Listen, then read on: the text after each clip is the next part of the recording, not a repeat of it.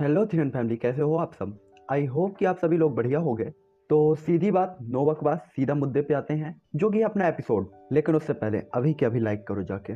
Like कम होते जा रहे हैं तो आप लोग अभी के अभी लाइक मार दो, शेयर मार दो, जो लोग भी BDTH रिवर्स या BDTH देखते हैं उनको। और हाँ, सब्सक्राइब ध्यान से, क्योंकि मैंने वीडियो फास्ट कर दिया लेकिन आपने सब्सक्राइब करना स्लो कर दिया। तो चलो अब सीधा मुद्दे की बात पे लौट के आते हैं। तो जैसा कि हम लोगों ने देखा था पिछले एपिसोड में कि बाई क्लेन के लीडर बाइंग और हुओ क्लेन से हुओ टांग आ गए थे। साथ ही साथ जो ऑक्शन हाउस का पोर्टल था, स्पेशल गेट, वो भी ओपन हो गया होता है। और उसके बारे में जो भी पूरी डिटेल्स थी वो आपको पिछले एपिसोड में मिल जाएंगी, तो आप जाकर देख लेना। उस एंट्रेंस गेट में एंटर होने की जो फीस थी वो थी 5 लाख स्प्रेड कॉइन, ताकि वहां पे सिर्फ ढंग के लोग ही एंटर हो पाए।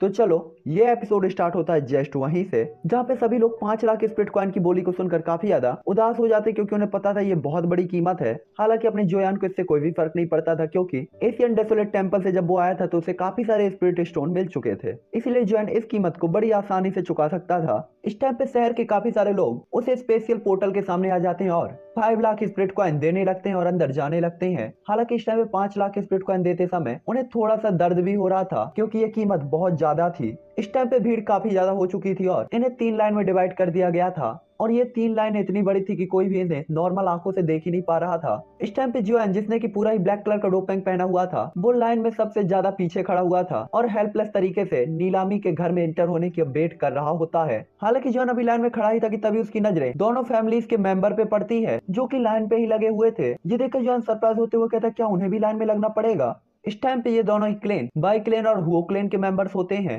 हालांकि जब जोन उन्हें लाइन पे लगा हुआ देखता है तो उसे भी राहत फील होती है। ये सेम ऐसी ही बात है कि अपनी गर्लफ्रेंड नहीं है तो दोस्त का भी ब्रेकअप हो जाए।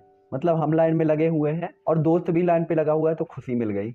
चलो आगे चलते हैं। हालांकि इस टाइम पे जुआन की नजर बाई क्लेन के बाई इंग और बाई जान पर होती है, क्योंकि जुआन को पता था ये बेटे और बाप काफी ज्यादा मास्टरमाइंड है और इनका फ्यूचर काफी ज्यादा ब्राइट होने वाला था। हालांकि जोयान का बाई क्लेन के साथ गुप्त समझौता था, लेकिन जोयान को बाई क्लेन से अलर्ट रहने की भी जरूरत थी। हालांकि तभी बाई इंग, जो कि लाइन में लगा हुआ था, तुरंत ही पीछे मुड़कर देखता है। उसने अपनी बॉडी में फील किया था कि कोई उनके ऊपर जैसे नजर रखे हुए हो, जिसके कारण बाई इंग के जो चेहरा होता है उसमें हल्का सा डर भी दिखाया जाता है। और वो तुरंत ही कहता है, ये कैसे हो सकता है, वो पर्सन कौन है, क्या वो कुछ स्ट्रेटेजी बना रहा है, वो मुझे डर कैसे महसूस करा सकता है।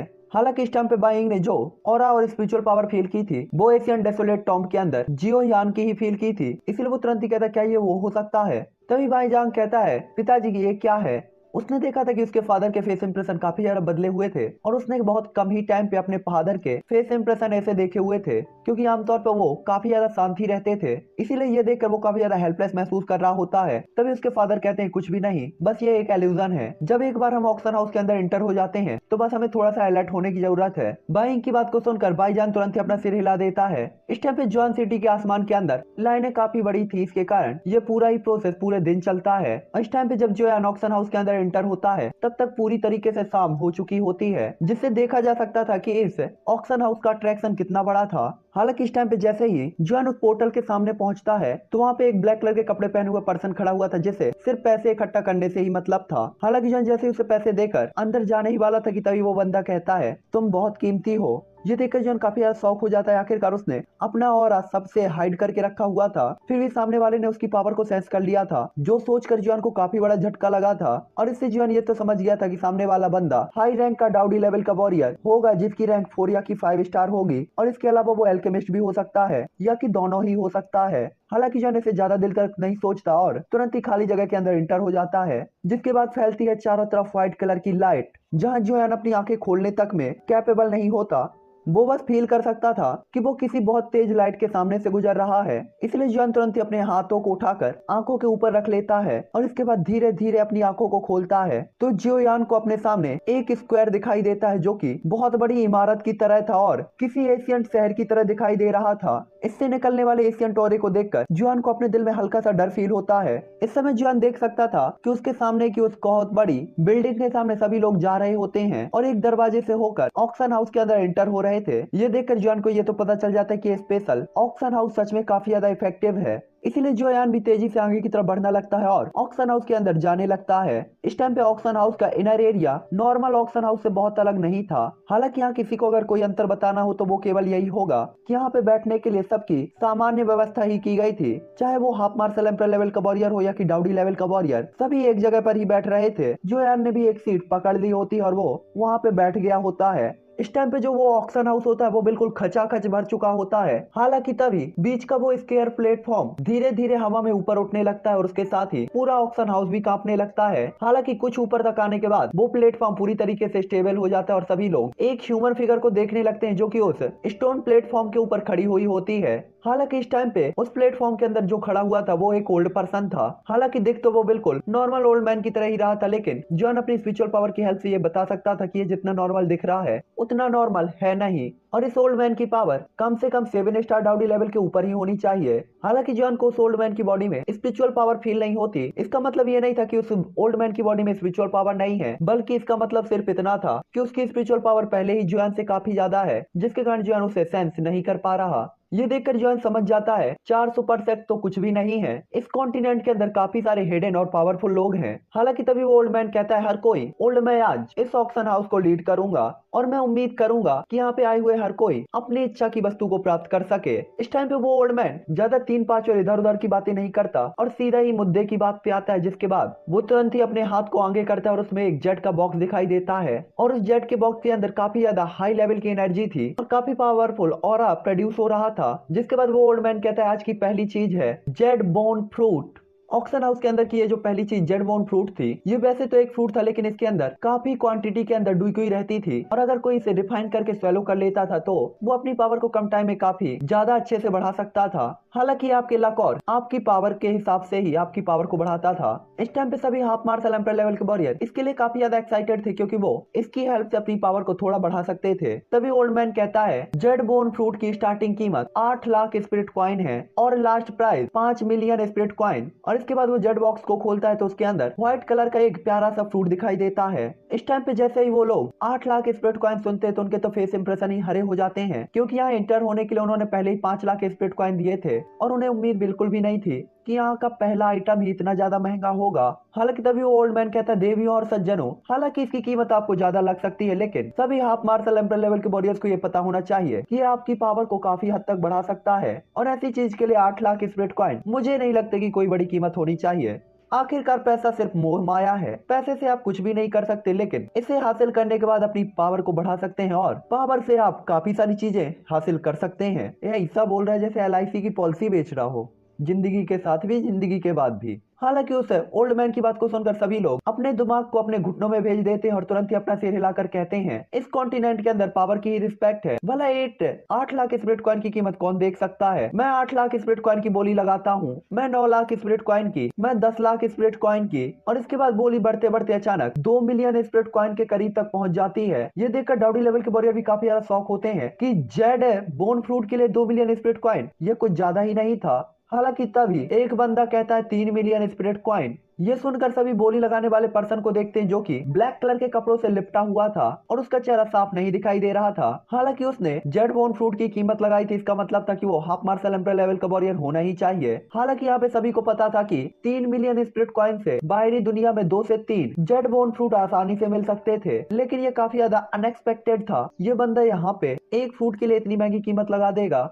इसलिए सब लोग उसका मजाक उड़ाने लगते हैं। हालांकि तभी ओल्ड मैन कहता है, इस मिस्टर ने जेड बोन फ्रूट की कीमत 3 लाख स्पिरिट कॉइन लगाई है, क्या कोई और कीमत बढ़ाना चाहता है। हालांकि वो ओल्ड मैन देखता है कि कोई भी कीमत बढ़ाने के लिए रेडी नहीं है, इसलिए वो कहता है, मैं अनाउंस करता हूँ कि जेड बोन फ्रूट मिस्टर को 3 मिलियन स्पिरिट कॉइन में बेचा जाएगा। जिसके बाद वो उस ब्लैक कलर की फिगर की तरफ देखते हुए कहता है, मिस्टर, ऑक्शन हाउस का रूल है बोली लगाने वाले को चीजें ऑन द स्पॉट मिलती है, तो मैं चाहता हूँ कि मिस्टर। हालांकि वो अपनी बात को पूरी कर ही पाता कि तभी एक लाइट चमकती और अचानक ही कुछ क्रिस्टल स्टेज पर ओल्ड मैन के सामने गिरता है। ये देखकर ओल्ड मैन के फेस इंप्रेशन बिल्कुल भी बदलते नहीं और वो तुरंत ही अपने हाथ से एक लाइट को पास करके तुरंत ही उस चीज को उठा लेता है जो कि लो ग्रेड स्टोरेज रिंग होती है। और इसके बाद वो तुरंत ही अपने स्पिरिचुअल पावर के साथ उस स्टोरेज रिंग को एक्सेस करता है और कहता है, हाँ एल्डर ब्रदर, ये सही है, यहाँ 3 लाख स्पिरिट कॉइन है, मिस्टर जेडबोन फ्रूट आपका है। और इसके बाद वो तुरंत ही उस बॉक्स को ब्लैक कलर के कपड़े पहने हुए पर्सन की तरफ बढ़ा देता है। ये देखकर वो ब्लैक कलर के कपड़े पहने हुए पर्सन तुरंत ही उस बॉक्स को अपनी स्टोरेज रिंग में रख लेता है। और ज्यादा सोचने की जरूरत नहीं है, ये ब्लैक कलर के कपड़े पहने हुए पर्सन अपने जियोयान के अलावा और कौन हो सकता है, अपना टर्की मुर्दाबाद, सॉरी जिंदाबाद। हालांकि तभी ओल्ड मैन तुरंत एक्साइटेड होकर दूसरी चीज के बारे में कहता है। ऑक्शन हाउस में नीलाम की जाने वाली दूसरी चीज है स्पिरिट रैंक कल्टीवेशन मेथड। आखिरकार ऑक्शन हाउस की पहली चीज जेडबोन फ्रूट 3 मिलियन स्पिरिट कॉइन में बिका था, जो कि काफी अच्छी शुरुआत थी। जिसके बाद वो ओल्ड मैन काफी सारे प्रीसियस आइटम्स को निकालता और काफी सारे डुकी मेथड्स को और धड़ाधड़ उनकी काफी अच्छी कीमत के साथ उन्हें ऑक्शन हाउस के अंदर सेल करना स्टार्ट कर देता है। हालांकि ऐसा लग रहा था कि उस ओल्ड मैन के हाथ में जो ट्रेजर्स हैं वो कभी भी खत्म ही ना होंगे। हालांकि अभी की चीजें काफी अच्छी थी, लेकिन डाउडी लेवल के वॉरियर्स का ध्यान अट्रैक्ट कर सके ये चीजें ऐसी भी नहीं थी। हालांकि ये ऑक्शन हाउस कुछ घंटे तक तेजी से चलता है, जिसके बाद आने वाली चीजों की कीमत भी बढ़ने लगती है और माहौल भी काफी ज्यादा गर्मा गर्म हो जाता है। हालांकि इस टाइम पे आइटम काफी अच्छे थे और डाउडी लेवल का वॉरियर भी इनके लिए बोलियां लगा रहा था, लेकिन जोयान अभी भी शांत था क्योंकि वो किसी प्रीसियस आइटम के लिए ही बोली लगाना चाहता था। जोयान को ऐसे किसी भी आइटम की अब कोई भी जरूरत नहीं थी। इस टाइम पे जोयान देख सकता था कि लोग आपस में ही लड़ रहे हैं और एक दूसरे के पैसे खर्च कराने के लिए चीजों की कीमत बेवजह ही बढ़वा रहे थे। ये देखकर जोयान को अपने आप ही हंसी आती है। हालांकि तभी उस ओल्ड मैन के हाथ में एक जेट का बॉक्स दिखाई देता है, जिसके अंदर से काफी ज्यादा वाइल्ड और खतरनाक ऑरा रिलीज हो रहा था और उसके आसपास ब्लड रेड फॉग थी। हालांकि तभी वो ओल्ड मैन कहता है, हर कोई ऑक्शन हाउस की अगली चीज एक मॉन्स्टर कोर है। उस ओल्ड मैन की बात को सुनकर सभी लोग काफी ज्यादा हैरान हो जाते हैं कि इतनी प्रीसियस और इतनी बड़ी ऑक्शन हाउस के अंदर ये ओल्ड मैन वास्तव में एक मॉन्स्टर कोर नीलाम कर रहा है। तभी वो ओल्ड मैन कहता है, आप सभी को पता होना चाहिए कि हमारी यूआनबी कॉन्टिनेंट के अंदर नॉर्मल कैटेगरी का monster core half martial emperor और डाउडी लेवल के वॉरियर के लिए बिल्कुल भी इंटरेस्टिंग नहीं है, क्योंकि वो बहुत स्लो पावर बढ़ाते हैं और उनका यूज किसी भी मायने में सही नहीं था। जहां तक हाई क्लास के मॉन्स्टर कोर की बात है, वे काफी ज्यादा कीमती थे, लेकिन उन्हें प्राप्त करना भी बहुत मुश्किल था क्योंकि हाई रैंक के मैजिकल बीस्ट को मारना बहुत कठिन था। अगर कोई उन्हें मारने की क्षमता भी रखता है तो वो मैजिकल बीस्ट अपने मॉन्स्टर कोर को ब्लास्ट करके अपना और अपने एनिमी दोनों को ही खत्म कर लेते थे। इसीलिए इस कॉन्टिनेंट के अंदर बहुत ही कम हाई रैंक के मॉन्स्टर कोर हैं जिन्हें ऑक्शन हाउस में लाया जा सकता है। इसीलिए मैं आप लोगों को सही बताना चाहता हूँ कि आप लोगों ने बिल्कुल भी गलत नहीं सुना। इस ऑक्शन हाउस के अंदर जो आया है वो एक मॉन्स्टर कोर ही है। इस टाइम पे बाय इंग, बाय जान और हुओ क्लेन के उन दोनों लोगों की नजर उसी जेड बॉक्स पर टिकी हुई होती है। हालांकि तभी वो ओल्ड मैन उस जेड बॉक्स को ओपन कर देता और उसमें मुट्ठी के आकार का एक रेड कलर का क्रिस्टल दिखाई देता है जो कि मॉन्स्टर कोर था। हालांकि तभी वो रेड कलर का फॉग जो कि आसपास उस मॉन्स्टर कोर के घूम रहा था तुरंत ही एक मैजिकल बीस्ट के एल्यूजनरी फिगर में बनता है और एक पावरफुल रोर करता है। हालांकि मैजिकल बीस्ट तो पहले ही मर चुका था, लेकिन इसकी रोर हर किसी को डराने के लिए काफी थी। तभी वो ओल्ड मैन कहता है, तुम्हारा शरीर पहले ही मर चुका है और इस टाइम पे तुम सिर्फ एक एल्यूजनरी फिगर हो, फिर भी तुम अनकंट्रोल होने की हिम्मत करते हो। और इसके बाद तुरंत ही अपने हाथ से उसके एल्यूजनरी फिगर को पूरी तरीके से डिस्ट्रॉय कर देता है। तभी वो ओल्ड मैन कहता है, हर कोई आपने पहले ही इसकी पावर को देख लिया जो कि इतनी ज्यादा खतरनाक है। हालांकि ये बहुत पहले ही मर चुका था, लेकिन जब ये जिंदा था तब इसकी पावर 5 स्टार डाउडी लेवल पर थी। ये सुनकर तो हर कोई चौंक जाता है और उनका मुंह ओपन का ओपन रह जाता है। एक डाउडी लेवल के मैजिकल बीस्ट का मॉन्स्टर कोर, वो भी 5 स्टार डाउडी लेवल के मैजिकल बीस्ट का, ये तो अपने आप में काफी ज्यादा खतरनाक चीज होने वाली थी। यहाँ पे बाई क्लेन और हुओ क्लेन के लोग भी काफी ज्यादा गर्मा गर्म नजरों के साथ उन मॉन्स्टर कोर को देख रहे होते हैं। इस टाइम पे जोयान, जो कि उन दोनों ही क्लेनों के बीच के फेस इंप्रेशन के हर एक चीज पर नजर रखे हुए था, जोयान भी अपने दिल में समझ जाता है जब उनके फेस के इंप्रेशन में चेंजेस देखता है कि वो इस मॉन्स्टर कोर के लिए काफी ज्यादा एक्साइटेड हैं। तभी वो ओल्ड मैन कहता है, इस मॉन्स्टर कोर का ओनर इसे स्पिरिट कॉइन के बदले में नीलाम नहीं करना चाहता, वो इसके बदले इसी के बराबर कीमत की कोई चीज चाहता है। इसलिए यहाँ पे उपस्थित सभी लोग बोली लगा सकते हैं और आपकी हर एक चीज को मैं खुद चेक करूंगा कि क्या वो इस मॉन्स्टर कोर के लायक है या नहीं। तो सभी लोग शुरू करें। उस ओल्ड मैन की बात के साथ ही सभी लोग आपस में बात करने लगते हैं, लेकिन काफी देर तक कोई भी बोली नहीं लगाता। ऐसा नहीं था कि किसी को मॉन्स्टर कोर नहीं चाहिए था, लेकिन 5 स्टार डाउडी लेवल के मॉन्स्टर कोर के बराबर की कोई भी चीज निकालने में वो कैपेबल नहीं थे। और जिनके पास ये चीजें थी भी, वो अपने ट्रम्प कार्ड को निकालने के लिए यहाँ पे बिल्कुल भी तैयार नहीं थे। टाइम सेकंड बाय सेकंड निकलता जा रहा होता है और कोई भी इस आइटम के लिए बोली नहीं लगा रहा था। वो केवल लास्ट टाइम पे सबसे कम बोली के साथ इसे खरीदना चाहते थे। वहीं वो ओल्ड मैन भी काफी ज्यादा शांत दिखाई दे रहा था, क्योंकि उसने ऐसी सिचुएशन को कई बार फेस किया था और ये उसके लिए एक छोटी सी बात मानी जा सकती थी। हालांकि इस टाइम पे वो ओल्ड मैन वो क्लेन के क्लेन मेंबर्स की तरफ देखता है, जिसके बाद उसकी नजर बाई क्लेन पर पड़ती है और इसके बाद भाईजान को देखकर वो थोड़ा सा रुकता है और अचानक ही उसकी आंखें साइन होती है, जिसके बाद वो तुरंत ही अपनी आंखों को हटा लेता है और कहता है ये बैड लक है कि इस चीज के लिए कोई भी बोली नहीं लगा रहा, तो मैं केवल अफसोस के साथ घोषणा कर सकता हूँ कि ये मॉन्स्टर कोर। तभी वो बंदा कहता है मैं टियर 3 की मेडिसिनल पिल की बोली लगाता हूँ। वो ओल्ड मैन उस जेट के बॉक्स को अपने हाथ के अंदर रखना ही चाहता था कि तभी अचानक एक वॉइस सुनाई देती है। देखते ही देखते सब उसी पर्सन की तरफ देखते हैं जिसने अभी अभी बोली लगाई थी। तो वो एक हाफ एजेड मैन था और वो सस्ते में काफी महंगी चीज लेना चाहता था, लेकिन उसका बैड लक था कि वो अकेला नहीं था। तभी एक और बंदा कहता है मैं 2 टियर 3 की मेडिसिनल पिल्स की बोली लगाता हूँ, मैं 3 टियर 3 की मेडिसिनल पिल की बोली लगाता हूँ, मैं 4। और इसके बाद तो ऑक्शन हाउस के अंदर अचानक ही चीख पुकार मच जाती है। तभी इसी शोर शराबे के अंदर एक आवाज आती है मैं एक हाई रैंक की स्पिरिचुअल हिडन टेक्निक की बोली लगाता हूँ। ये सुनकर वो माहौल जो कि चीख पुकार से काफी ज्यादा भरा हुआ था अचानक ही शांत हो जाता है, क्योंकि टियर 3 की मेडिसिनल पिल कीमती हो सकती थी, लेकिन हाई रैंक की हिडन टेक्निक से तो बिल्कुल भी नहीं, क्योंकि मेडिसिनल पिल केवल एक ही पर्सन यूज कर सकता था, लेकिन हिडन टेक्निक पीढ़ियों द पीढ़ियों आगे से पीछे तक जा सकती थी।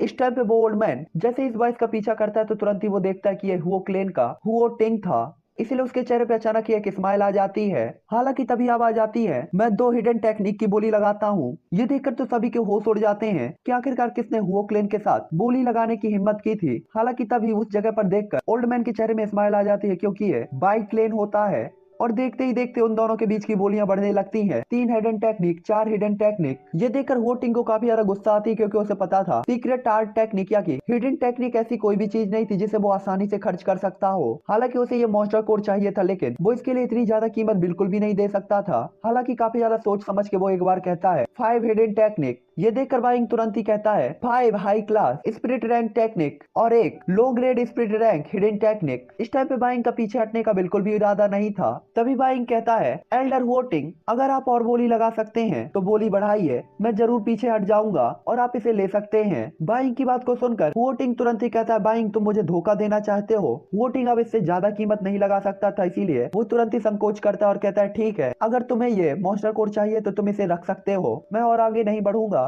और अगर मैं गलत नहीं हूं तो तुम इसे बाई जान के लिए तैयार करना चाहते हो, है ना। यहाँ पे वोटिंग भाईजान की तरफ देखता है, क्योंकि उसे पता था इस मॉन्स्टर कोर की एनर्जी को स्वैलो करने के बाद भाईजान की पावर बढ़ सकती है और वो 9 star half martial emperor level के वॉरियर से डाउडी लेवल के 2 स्टार तक पहुंच सकता है, अगर वो इसे अच्छी तरीके से रिफाइन कर लेगा। लेकिन ये फिर भी उसके हुओ क्लेन के यंग मास्टर से अभी भी कम थी, इसीलिए वो ज्यादा टेंशन नहीं लेता और तुरंत ही एक कोल्ड स्माइल के साथ बैठ जाता है। हालांकि तभी ओल्ड मैन कहता है क्या मैं जान सकता हूँ कि कोई इससे ज्यादा कीमत लगाने को तैयार है, और इसके बाद तुरंत ही इधर उधर देखने लगता है। हालांकि वो ओल्ड मैन देख सकता था कि किसी ने भी बोली नहीं लगाई, इसीलिए वो तुरंत ही बाइंग की तरफ देखता और कहता है 5 हाई क्लास और 1 लो क्लास स्पिरिट क्लास डू टेक्निक के बदले ये स्पिरिट ये मॉन्स्टर कोर आपका होता है। और इतना कहते ही बाइंग के स्टोरेज रिंग से 6 लाइट निकलती हैं, जो कि सीधा ही ओल्ड मैन की तरफ आ जाती हैं। जिसके बाद वो ओल्ड मैन तुरंत ही उस जेड के बॉक्स को बाइंग की तरफ बढ़ा देता और बाइंग उसे पकड़ के काफी अच्छी तरीके से स्कैन करता और फिर बाई जान की तरफ देखते हुए उसे अपनी स्टोरेज रिंग में रख लेता है। हालांकि इस मॉन्स्टर कोर के बाद और भी काफी सारे कीमती और प्रीसियस आइटम्स निकलते हैं, जिसके बाद बोली और भी तेज होने लगती है। यहाँ पे टाइम काफी स्पीड के साथ बीतता जाता है और 3 दिन वैसे ही बीत चुके होते हैं, और इस टाइम पे इस ऑक्शन हाउस के अंदर की रौनक बिल्कुल भी कम नहीं हुई थी। इस टाइम पे नीलामी की जो ये पॉपुलैरिटी थी काफी ज्यादा थी, और साथ ही साथ इस बार इस ऑक्शन हाउस को काफी बड़ा मुनाफा भी हुआ था। तभी वो ओल्ड मैन कहता है हर कोई अगली जो चीज ऑक्शन हाउस में लाई जा रही है उसके लिए काफी सारे लोग इंटरेस्टेड नहीं होंगे, लेकिन अगर कोई इंटरेस्टेड है तो वो बोली लगा सकते हैं। और इसके बाद वो तुरंत ही अपने हाथ को फ्लिप करता है और उसके हाथ में कोई जेड बॉक्स नहीं आता। इसके बाद आता है उसके हाथ में फ्लेम का एक ग्रुप। इस टाइम पे इस गोल्डन रेड फ्लेम को देखकर सभी लोग काफी ज्यादा एक्साइटेड थे, क्योंकि इसके अंदर का टेम्परेचर काफी ज्यादा था। हालांकि जब सभी लोग उस फ्लेम को ध्यान से देखते हैं तो वो सभी लोग देख सकते थे कि उस फ्लेम के अंदर कुछ ग्रीन कलर की पत्ते और एक तना भी दिखाई दे रहा था। साथ ही साथ ये फ्लेम है पूरी एक फ्लावर की शेप में काफी ज्यादा पावरफुल तरीके से साइन हो रही थी। ये देखकर सभी लोग की आईब्रोज तुरंत ही ऊपर उठ जाती है जब वो उस फ्लेम को पूरी तरीके से एक फ्लावर की तरह देखते हैं। यहाँ तक कि जोयान भी काफी ज्यादा एक्साइटेड हो जाता है उस चीज को देखकर, और तुरंत ही अपने दिल में कहता है फायर प्लम फ्लावर। इस टाइम पे लिन फैमिली के एल्डर और ग्रैंड मास्टर जू सैंगमिंग की नजरें भी फायर प्लम फ्लावर पर आ जाती हैं। आखिरकार ये उनको भी चाहिए था ताकि वो हाई रैंक की मेडिसिनल पिल्स को रिफाइन कर सके। आखिरकार उन्हें अच्छी तरीके से पता था कि फायर प्लम फ्लावर के हेल्प से क्रिएट गई मेडिसिनल पिल काफी ज्यादा हाई रैंक की होगी और उसकी कीमत भी काफी ज्यादा थी, बिल्कुल एक आइस स्प्रेड पिल की तरह जिसे जोयान को रिफाइन करना था। और एक रैंक 3 के अल्केमिस्ट की तरह जू सैंगमिंग जुआन सिटी के ऑक्शन हाउस में इसीलिए आए थे क्योंकि उन्हें ये हर कीमत पे चाहिए था। यहाँ तक कि लिन फैमिली की बात है तो वो फायर प्लम फ्लावर बस इसीलिए चाहते थे क्योंकि ये जू सैंगमिंग को जरूरत थी, और अगर वो इसे जू सैनमिंग को गिफ्ट कर सकते थे तो फिर ये उनके लिए काफी अच्छी चीज हो सकती थी, क्योंकि आखिरकार सामने वाला पर्सन रैंक 3 का एल्केमिस्ट था और साथ ही साथ वो एल्केमिस्ट अलायंस का मेंबर भी था, जिसके कारण उनकी लिन फैमिली को फ्यूचर में काफी ज्यादा प्रॉफिट हो सकते थे। हालांकि तभी वो ओल्ड मैन कहता है, जैसा कि हर कोई देख सकता है ये कोई फ्लेम नहीं है बल्कि एक मेडिसिनल इंग्रेडिएंट है जो इसका नाम है वो है फायर प्लम फ्लावर। ये देखकर तो सभी की आंखें साइन होने लगती है और वो तुरंत ही आपस में बात करने लगते हैं कि ये कितना ज्यादा अनएक्सपेक्टेड है कि हमने जिस चीज के बारे में सुना था ये वास्तव में वही है, ये लेजेंडरी प्लम फ्लावर है। इसका यूज तो टीयर 3 की मेडिसिनल पिल को रिफाइन करने में किया जाता है। तभी दूसरा बंदा कहता है केवल टीयर 3 ही नहीं, कई और भी हाई क्लास मेडिसिनल पिल्स और एलिक्जर्स के लिए इसका यूज किया जाता है। हालांकि इस टाइम पे जोयान फायर प्लम फ्लावर को देख रहा था और काफी ज्यादा सेटिस्फाइड स्माइल कर रहा होता है कि जैसे चाहे कीमत जो भी हो फायर प्लम फ्लावर तो उसी को चाहिए। हालांकि तभी जोयान को फील होता है कि कोई जैसे उसे देख रहा हो, इसलिए जोयान तुरंत ही उस डायरेक्शन की तरफ देखता है तो जोयान के चेहरे पे स्माइल आ जाती है क्योंकि वो बंदा जू सैंगमिंग था। इस टाइम पे जू सैंगमिंग जोयान को जहाँ काफी ज्यादा क्रुएल्टी से देख रहा था क्योंकि आखिरकार जोयान ने उसे 2 बार बेइज्जत किया था और आज वो किसी भी कीमत में जोयान को इस फ्लावर को हासिल करने नहीं देना चाहता था। हालांकि तभी वो ओल्ड मैन कहता है हर कोई फायर प्लम फ्लावर के बारे में मेरा मानना है कि मुझे इसे पेश करने की कोई जरूरत नहीं है। इसकी स्टार्टिंग कीमत 8 मिलियन स्प्रिट कॉइन है और हर एक बोली 5 लाख स्प्रिट कॉइन से ज्यादा की ही होनी चाहिए। हालांकि अगर आप किसी चीज का यूज करना चाहते हैं जो कि इसके बराबर की ही हो तो आप वो भी कर सकते हैं। तो ऑक्शन हाउस की नीलामी अब स्टार्ट होती है। हालांकि ये फायर प्लम फ्लावर बेहद कीमती हो सकता था लेकिन ये केवल एल्केमिस्ट के लिए ही था, इसीलिए ज्यादा लोग इसमें कोई भी इंटरेस्ट नहीं दिखाते। हालांकि सभी लोग यहाँ वहाँ देख ही रहे थे कि तभी अचानक एक आवाज आती है कि मैं 8 मिलियन स्प्रिट कॉइन की बोली लगाने को तैयार हूँ, और ये बोली लिन फैमिली के लीडर लिन जे होंग ने लगाई थी। ये देखकर जू सैनमिंग तुरंत ही जोयान की तरफ देखता है और एक प्यारी सी स्माइल पास कर देता है क्योंकि अब उसे मेहनत करने की जरूरत नहीं थी। इस फ्लावर के लिए लिन फैमिली जोयान के साथ कॉम्पिटिट करेगी तो उससे उसके पैसे भी बच सकते थे। हालांकि जू सैनमिंग ये बिल्कुल भी नहीं सोचता कि अगर लिन फैमिली उसे वो फ्लावर ना दे तो क्या होगा। हालांकि उसे ऐसा सोचने की भी जरूरत नहीं थी क्योंकि प्रेजेंट टाइम पे लिन फैमिली के साथ उसके ही सबसे अच्छे कनेक्शन थे।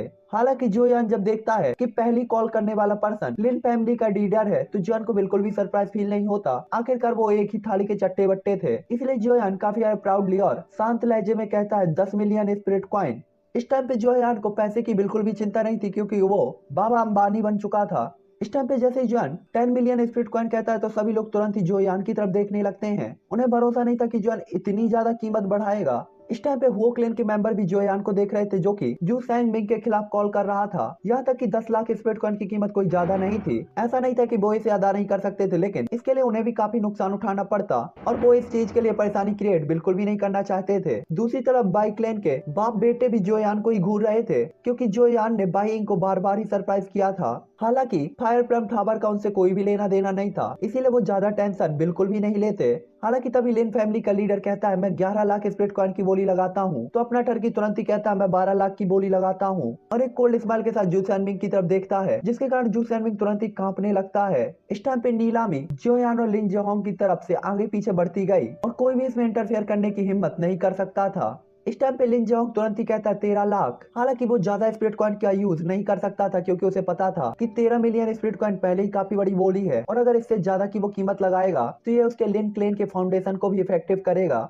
हालांकि जॉन तुरंत ही कहता है 14 मिलियन स्पिरिट कॉइन। इस टाइम पे जॉन काफी शांत दिखाई देता है और जोयान के वर्ड को सुनकर लिन जेहोंग काफी बुरी तरीके से कांपने लगता है और उसके माथे से ठंडा पसीना गिरने लगता है क्योंकि अगर वो कीमत बढ़ाता है तो ये लिन फैमिली के फाउंडेशन को काफी ज्यादा डैमेज कर सकता है, लेकिन अगर नहीं बढ़ाता तो जू सैंगमिंग के साथ उसके रिलेशन इफेक्टिव होंगे। इसीलिए वो जुयान की तरफ देखते हुए कहता है डैम इट, ये सब तुम्हारी वजह से है, अगर तुम यहाँ नहीं होते तो ये फायर प्लम फ्लावर मेरा होता। और इसके बाद तुरंत ही काफी ज्यादा सोचते हुए वो एक बार फिर से कहता है 15 मिलियन स्प्रिट कॉइन। ये देखकर जोयान सीधा ही मुद्दे की बात पे आता और कहता है 20 लाख स्प्रिट कॉइन।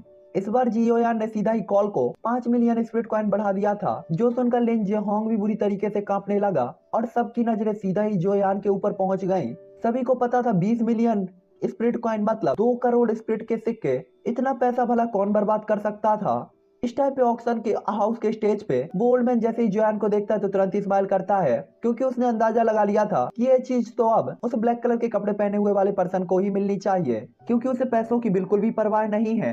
इसलिए वो थोड़ा सा क्यूरियस होकर जोयान को देख रहा था कि आखिरकार वो बंदा है कौन, क्योंकि अगर उसकी जगह पर मैं भी होता तो 20 मिलियन स्पीड कॉइन निकालने से पहले कई बार सोचता। इस टाइम पे ये ओल्ड मैन यही सब सोच रहा होता है और तुरंत ही कहता है ये बंदा आखिरकार कहाँ से आया है, मैंने इसके बारे में पहले कभी क्यों नहीं सुना। इस टाइम पे वो जोयान की आइडेंटिटी के बारे में तुक्के लगा रहा होता है। हालांकि इस टाइम पे इस ऑक्शन हाउस का माहौल काफी ज्यादा बदल गया था, लेकिन तभी अचानक एक ओल्ड वॉइस आती है, मैं इस फायर प्लम फ्लावर के लिए 10 लो ग्रेड स्पिरिट स्टोन देने के लिए तैयार हूँ। और ये बंदा जू सैनमिंग होता है जो कि जोयान के सामने खड़ा हुआ था और उसके चेहरे पे हल्की सी स्माइल और डिसरिस्पेक्ट थी जोयान के लिए। और इसके बाद वो तुरंत ही कहता है अगर तुम्हारे पास स्पिरिट कॉइन है तो क्या हुआ, स्पिरिट स्टोन के सामने तो ये कुछ भी नहीं है। अरे चच्चा, एशियन डेसोलेट टॉम से वो अंबानी का खजाना चुरा के लाया है, तुम्हारे जैसे 10 बूढ़े नीलाम हो जाएंगे। जू सैनमिंग तुरंत ही अपने हाथ को फ्लिप करता है और इसके बाद उसके हाथ में 10 व्हाइट कलर के स्पिरिट स्टोन दिखाई देते हैं। ये 10 स्नो व्हाइट स्पिरिट स्टोन को देखकर सभी लोग काफी ज्यादा एक्साइटेड हो जाते हैं। आखिरकार सभी को पता था 20 मिलियन स्पिरिट कॉइन काफी बड़ी कीमत है, लेकिन स्पिरिट स्टोन भी अब निकाल लिए गए थे। इस ऑक्शन हाउस के अंदर सभी को पता था कि स्पिरिट कॉइन स्पिरिट स्टोन से ही बनाए जा सकते हैं, इसीलिए अगर 20 मिलियन स्पिरिट कॉइन एक बड़ी कीमत हो सकती है तो लोग 10 स्पिरिट स्टोनों को भी साइड पे बिल्कुल भी नहीं रख सकते। और अगर दोनों में से किसी एक चीज को चूज करने की बारी आए तो लोग स्पिरिट स्टोन्स को ही चूज करेंगे, क्योंकि इनकी कीमत स्पिरिट कॉइन से ज्यादा थी। और यही एक रीजन था कि जू सैनमिंग इतना ज्यादा ईगोफुल हो रहा था। इस टाइम पे सभी लोग जू सैनमिंग को ऐसे देख रहे होते हैं जैसे कि इस ऑक्शन का विजेता वही होना चाहिए, और इस टाइम पे वो बस इसी चीज का इंतजार कर रहा था कि कीमत कब डिसाइडेड होगी। और इसीलिए वो तुरंत ही एल्डर की तरफ देखते हुए कहता है, एल्डर तो अब आप हथौड़ा कब गिरा रहे हैं और अनाउंसमेंट कब कर रहे हैं। ये देखकर वो ओल्ड मैन तुरंत ही कहता है, मिस्टर आपको जल्दबाजी करने की जरूरत नहीं है, उस पर्सन ने ये बिल्कुल भी नहीं कहा कि ऑक्शन हाउस खत्म हो गया। इस टाइप पे वो एल्डर जोयान के चेहरे पर एक कोल्ड और शांत स्माइल को देख सकता था और उसके चेहरे पे इंप्रेशन बिल्कुल भी चेंज नहीं हुए थे। ये देखकर जू सैनमिंग तुरंत ही कहता है, हाँ हाँ तुम सिर्फ एक हाफ मार्शल एम्परर हो, भले ही तुम 2 करोड़ स्पिरिट कॉइन निकाल सकते हो, लेकिन ये तुम्हारी लिमिट होनी चाहिए। इसके बारे में बात ही क्यों कर रहे हैं, स्पिरिट कॉइन को छोड़ो, स्पिरिट स्टोन की बात करते हैं। जब तक आप मेरे से ज्यादा स्पिरिट स्टोन निकाल सकते हैं ये फायर प्लम फ्लावर मैं आपको दे दूंगा, साथ ही साथ ये स्पिरिट स्टोन भी दे दूंगा जो मुझसे ज्यादा स्पिरिट स्टोन यहाँ पे निकाल देगा। इस टाइम पे जू सैनमिंग की बात को सुनकर सभी लोगों के अंदर तुरंत ही हंगामा मच जाता है। हर कोई बस इसी बात पे उदास था कि आखिरकार उनके पास 11 स्पिरिट स्टोन क्यों नहीं थे, नहीं तो वे बोली लगाकर जू सैनमिंग के हाथों के स्पिरिट कॉइन भी ले सकते थे, सॉरी स्पिरिट स्टोन। हालांकि जोयान अपनी भौहें उठाकर जू सैनमिंग को ऐसे देखता है जैसे कोई किसी बेवकूफ और मूर्ख को देख रहा हो। हालांकि तभी जू सैनमिंग भी कहता है, अगर तुम्हारे पास नहीं है तो बैठ जाओ मुन्ना और जाकर दूध पियो, और ये फ्लावर तो अब मेरा ही होगा। जू सैनमिंग के इतने क्रूअल फेस इंप्रेशन और बातों को सुनकर हर किसी को थोड़ा सा बुरा लगता है, लेकिन तभी जोयान एक कोल्ड स्माइल के साथ कहता है, तुमसे किसने कहा मैं स्पिरिट कॉइन नहीं निकाल स्पिरिट स्टोन नहीं निकाल सकता, क्या स्पिरिट स्टोन केवल तुम्हारे ही पास है। जोयान की कोल्ड और पावरफुल वॉइस को सुनकर सभी के फेस इंप्रेशन तुरंत ही चेंज हो जाते हैं। यहाँ तक कि जू सैनमिंग भी काफी ज्यादा शॉक होता है और उसके दिल में काफी ज्यादा बेचैनी उठने लगती है, जिसके बाद वो तुरंत ही कहता है, मुझे मत बताओ तुम्हारे पास भी स्पिरिट कॉइन है, स्टोन है। इस टाइम पे उसे विश्वास नहीं हो रहा था कि वास्तव में जोयान के पास भी स्पिरिट स्टोन हो सकते हैं। तुम सबको पता है स्पिरिट स्टोन को हिंदी में जब कन्वर्ट करते हैं तो क्या लिख के आ रहा है, 2 वर्ड आ रहे हैं, आत्मा पत्थर और प्रेत रत्न। ये कहाँ भूत प्रेत के रत्न आ गए मेरे नोवेल में, चलो तो हम इसे प्रेत रत्न कहते हैं, एक ही 2 बार कहेंगे, देखते हैं सेंटेंस कैसा लगता है। वो तुरंत ही अपने दिल में कहता है, मुझे ये मत बताओ कि तुम्हारे पास भी प्रेत रत्न है। हालांकि तभी जोयान सबके सामने तुरंत ही स्माइल करता है और खड़ा हो जाता है, जिसके बाद जोयान तुरंत ही अपनी स्टोरेज रिंग को फ्लिप करता है और जोयान के सामने अवेलेबल होता है एक स्पिरिट स्टोन। उस स्पिरिट स्टोन को देखकर जू सैनमिंग की टेंशन पूरी तरीके से गायब हो जाती है और इसके बाद वो जोयान का मजाक उड़ाते हुए कहता है, हाँ हाँ हाँ हाँ केवल एक स्पिरिट स्टोन, क्या तुम्हें लगता है कि इसकी हेल्प से तुम मुझसे फायर प्लम फ्लावर प्राप्त कर सकते हो। हालांकि वो हंसा ही था कि तभी अचानक और एक और स्पिरिट स्टोन वहाँ पे दिखाई देता है और इसके बाद देखते ही देखते वहाँ पे 11 स्पिरिट स्टोन तैरने लगते हैं। और इस टाइम पे जू सैनमिंग ने जो स्पिरिट स्टोन निकाले थे उसकी तुलना में एक स्पिरिट स्टोन ज्यादा था। जोयान के 11 स्पिरिट स्टोन को देखकर जू सैनमिंग को अचानक ही काफी ज्यादा गुस्सा आता है और वो तुरंत ही अपने हाथ को फ्लिप करता है और 10 और स्पिरिट स्टोन उसके सामने दिखाई देने लगते हैं, जिसके बाद वो तुरंत ही कहता है, तो क्या हुआ अगर तुम्हारे पास 11 स्पिरिट स्टोन है, मुझे विश्वास है कि तुम इतने सारे स्पिरिट स्टोन नहीं निकाल पाओगे और लास्ट विनर तो मैं ही रहूंगा। इस समय जू सैंगमिंग को कुछ भी याद नहीं आ रहा होता और वह बस बोले ही जा रहा था कि तभी अचानक ही ओल्ड मैन कहते हैं, मेरे फ्रेंड, आपने अभी थोड़ी देर पहले नहीं कहा कि अगर ये सज्जन 11 प्रेत रत्न निकाल सकते हैं तो आप उन्हें फायर प्लम फ्लावर और अपने 10 प्रेत रत्न भी दे देंगे। हालांकि एल्डर ने काफी ज्यादा सॉफ्ट वॉइस में कहा था, लेकिन अचानक ये एक स्पिरिचुअल प्रेशर जू सैनमिंग के ऊपर पड़ने लगता है। ये देखकर जू सैनमिंग काफी ज्यादा बुरी तरीके से कराहता है और तुरंत ही दांत पीसते हुए कहता है, एल्डर, ये मेरे और उसके बीच का मामला है, आपको इंटरफेयर नहीं करना चाहिए। तभी वो एल्डर कहता है, मुझे आप दोनों के मामले में कोई भी इंटरफेयर करने में इंटरेस्ट नहीं है। हालांकि ये जगह मेरा स्पेशल ऑक्शन हाउस का एरिया है, मुझे यहाँ होने वाली हर एक चीज को कंट्रोल करने का अधिकार है। क्योंकि तुमने पहले ही अपनी बात कह दी है तो तुम उससे पीछे नहीं हट सकते, वरना मैं तुम्हें यहाँ से निकालने के लिए अपने स्पेशल ऑक्शन हाउस के नाम का यूज करूंगा, जिसके बाद तुम कभी भी मेरे स्पेशल ऑक्शन हाउस के अंदर पार्टिसिपेट नहीं कर पाओगे।